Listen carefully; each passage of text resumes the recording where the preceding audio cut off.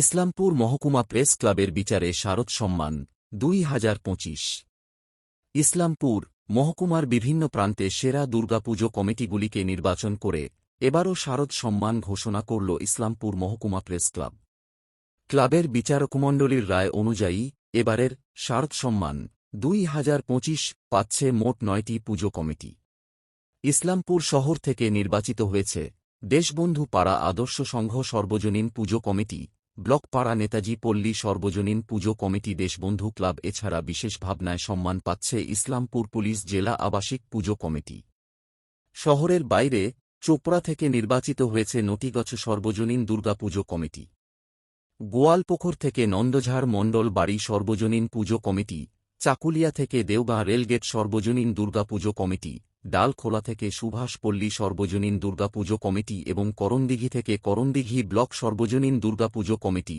Tungidighi press ক্লাবের সম্পাদক মেহেদী হেদায়েতুল্লাহ জানিয়েছেন, প্রতি বছরের মতো এবছরও মহকুমার বিভিন্ন পুজো কমিটির মধ্যে সেরা বেছে নেওয়া হয়েছে। তাঁদের সৃজনশীলতা, সামাজিক দায়বদ্ধতা ও ঐতিহ্য রক্ষার প্রচেষ্টাকেই সম্মান জানানো হচ্ছে। উল্লেখ্য, নির্বাচিত পুজো কমিটিগুলিকে সম্মাননা প্রদান করা হবে ইসলামপুর মহকুমা প্রেস ক্লাব আয়োজিত আসন্ন বিজয়া সম্মেলনী অনুষ্ঠানে। সকলকে শারদ শুভেচ্ছা।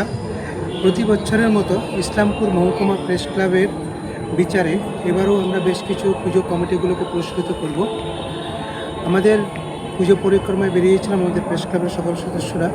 সেখানে যেটা আমাদের নির্বাচিত হয়েছে, ইসলামপুর শহরে দেশবন্ধু পাড়া আদর্শ সংঘ এবং ব্লক পাড়া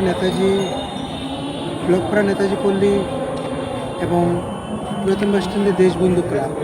এছাড়া ইসলামপুরের বিশেষ ভাবনায় যেটা সুন্দর থিম করেছে ইসলামপুর পুলিশ জেলা আবাসিক দুর্গাপুজো কমিটি।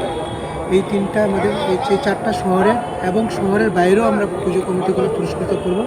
যেটা হচ্ছে চোপড়া থেকে নটিগছ সর্বজনীন পুজো কমিটি, গোয়ালপুকুর থেকে নন্দঝাড় মণ্ডলবাড়ি এবং চাকুলিয়া থেকে দেওগাঁ সর্বজনীন দুর্গাপুজো কমিটি, ডালখোলা শহর থেকে সুভাষপল্লী